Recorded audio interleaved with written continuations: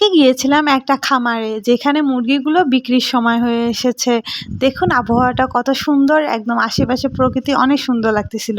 তো যেয়ে দেখি খামারি ভাই একাই সব কিছু সামলাইতে পারতেছিল না, যার কারণে আমিও তার সাথে কাজে লেগে পড়লাম যে ভাইকে একটু সাহায্য করেই যাই। আর ভাবলাম মুরগিগুলো একটু ওজন করেও দেখি, তাই তো বড় বড় মুরগিগুলো নিয়ে ওজন করে দেখতেছি। যদি ওজন ভালো হয় তাহলে কিন্তু কালকেই বিক্রিতে দিয়ে দেবো মুরগিগুলো। আমি কিন্তু খামারিদের কাছে মুরগির ডাক্তার হিসেবে পরিচিত।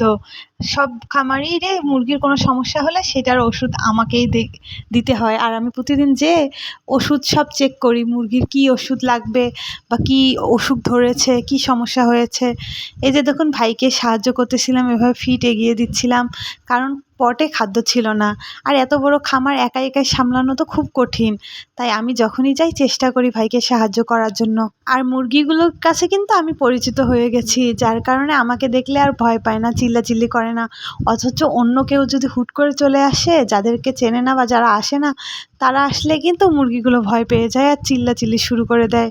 ভাইয়ের খামারটা কিন্তু একদম রাস্তার সাথে খোলামেলা পরিবেশে, আর খামারগুলো এরকম খোলামেলা পরিবেশেই করতে হয়, এতে করে মুরগি আলো বাতাস ভালো পায়। আর দেখুন কত আনন্দে খাচ্ছে। আপনাদের কাছে এই খামারটা কেমন লাগলো?